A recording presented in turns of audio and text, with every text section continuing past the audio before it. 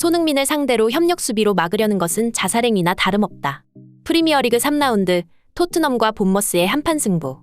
토트넘을 승리로 이끈 주장 손흥민의 활약이 영국 매체들로부터 큰 호평을 받고 있습니다. 바로 본머스 수비수들이 협력 수비를 통해 손흥민을 봉쇄하려 했지만 결국 다른 공간이 텅 비게 되는 역효과만 낳으며 다른 곳에서 득점이 터졌기 때문인데요. 특히 후반전 히샬리송을 대신해 손흥민이 톱으로 이동하자 단 3분 만에 토트넘의 추가 득점이 터지자 축구 전문가들은 손흥민의 이것에 주목해야 한다며 엄청난 찬사를 남겼는데요. 이번 경기 내용과 손흥민에 대한 영국 현지의 반응, 발빠른 뉴스에서 자세히 알아보겠습니다. 이번 경기는 본머스 홈인 바이탈리티 스타디움에서 개최되었습니다. 그리고 이번 경기 포스테코글루 감독은 지난 맨유전과 마찬가지로 4-2-3-1 포메이션에서 왼쪽 윙어로 손흥민을 출전시켰습니다. 그렇게 시작된 경기, 본머스는 초반부터 높은 위치에서 강한 전방 압박을 시도했고 이는 토트넘 공격의 근간이 되는 후방 빌드업을 억제하기 위한 전술이었습니다. 경기 초반 해당 전술은 유효하게 먹히며 본머스가 경기를 리드했고 포스테코 감독은 원하는 대로 경기가 풀리지 않는다는 듯 고개를 가로젓는 모습이 카메라에 포착되기도 했습니다. 이번에도 히샬리송은 여러모로 아쉬운 모습을 보였고 오른쪽 클루셉스키도 이렇다 할 존재감을 드러내지 못했기 때문인데요. 하지만 우도기와 메디슨 그리고 주장 손흥민을 중심으로 공격이 살아나기 시작했습니다. 전반 14분 손흥민은 좋은 위치에서 볼을 잡았습니다. 그대로 슈팅을 할 수 있는 상황이었고 손흥민의 특기인 오른발 인프론트킥을 감아차 볼만 했지만 더 좋은 위치에 있는 메디슨을 놓치지 않고 패스를 찔러줬습니다. 이는 확실히보다 확률이 높은 게임, 즉 팀플레이를 하려는 주장다운 모습이었습니다. 이후 메디슨의 슈팅은 상대 키퍼의 선방에 막혔지만 토트넘의 분위기가 반전된 순간이었습니다. 그렇게 기세를 살려 전반 16분 메디슨의 골이 터지는데요. 파페사르와 메디슨의 완벽한 콤비네이션이 빛난 순간이었습니다.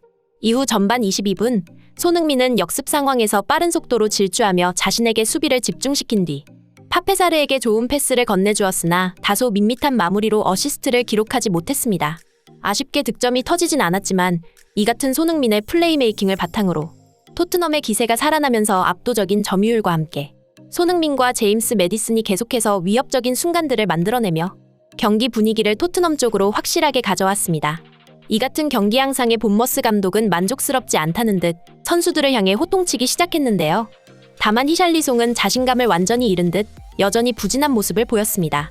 전반 36분 완벽한 찬스를 맞이한 히샬리송은 터치가 길어지며 기회를 날리며 이를 지켜보던 토트넘 팬들의 탄식을 자아냈습니다. 그렇게 전반전은 토트넘이 1대0으로 앞서갔고 전반전이 끝난 시점 손흥민의 패스 성공률은 93%와 기회 창출 2번을 기록하며 토트넘 공격의 중심이 되었습니다. 그렇게 시작된 후반전 히샬리송이 토트넘 분위기에 찬물을 끼얹기 시작하는데요. 혼자 공을 밟고 미끄러져 넘어진다거나 갑자기 위험한 태클을 시도하다 경고까지 받습니다. 이후에도 메디슨이 히샬리송에게 좋은 패스를 찔러줬으나 다시 한번 공을 잃으며 팬들을 탄식하게 만들었고 이후 역습 상황에서도 볼을 끌다가 패스할 타이밍을 놓치기도 했습니다.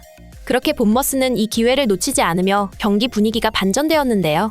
수세에 몰린 토트넘은 한 점차 리드 상황에서 쫓기듯 경기를 풀어가게 된 것이죠. 결국 보다 못한 포스테코 감독은 사르와 히샬리송을 교체하며 호이비에르와 페리시치를 투입합니다. 이는 부진한 히샬리송을 대신해 손흥민을 톱으로 올려 그의 득점력을 활용하겠다는 의도였는데요. 그렇게 손흥민은 중앙으로 이동해 자유롭게 움직이며 양발을 모두 활용한 슈팅 기회를 노리기 시작합니다. 심각한 경기력을 보여준 히샬리송을 대신해 손흥민이 스트라이커 포지션을 맡게 되자 토트넘은 완전히 달라진 공격 양상을 보여주며 분위기를 다시 가져오기 시작하는데요. 이후 계속 이어지던 공격 상황에서 손흥민이 우도기에게 감각적인 패스를 건넸고 우도지의 패스를 받은 클루셉스키가 득점을 기록하면서 스코어는 2대0이 됩니다. 히샬리송이 교체로 나간 지 3분 만에 벌어진 일이었는데요. 그렇게 토트넘 선수들 전부 주장 손흥민을 중심으로 좋은 경기력을 보여주며 별 다른 장면 없이 토트넘의 승리로 경기가 끝났습니다. 이번 경기 손흥민은 여러 차례 좋은 킬패스를 찔러줬으나 전부 골로 연결되지 못하며 공격 포인트를 기록하지 못한 것은 아쉬웠습니다. 하지만 손흥민은 수준 높은 패스를 여러 번 보여주고 역습 상황에서도 특유의 엄청난 스피드를 뽐내며 좋은 활약을 펼쳤습니다.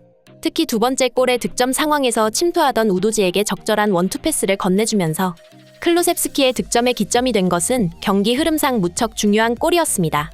본머스의 기세로 경기 분위기가 넘어가려는 순간 이를 저지했던 득점이었죠. 이러한 활약을 인정받아 손흥민의 평점은 품목 기준 8점으로 팀 내 세 번째로 높은 점수를 받았습니다.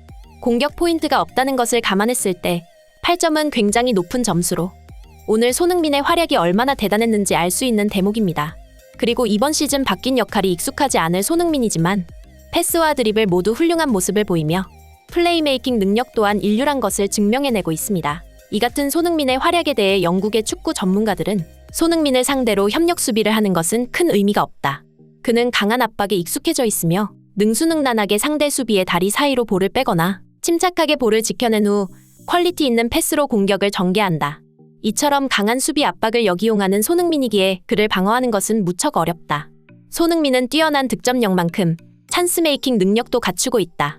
이번 경기 손흥민의 수준은 남달랐으며 그는 본머스 수비진의 균열을 만들며 토트넘의 승리를 이끌었다.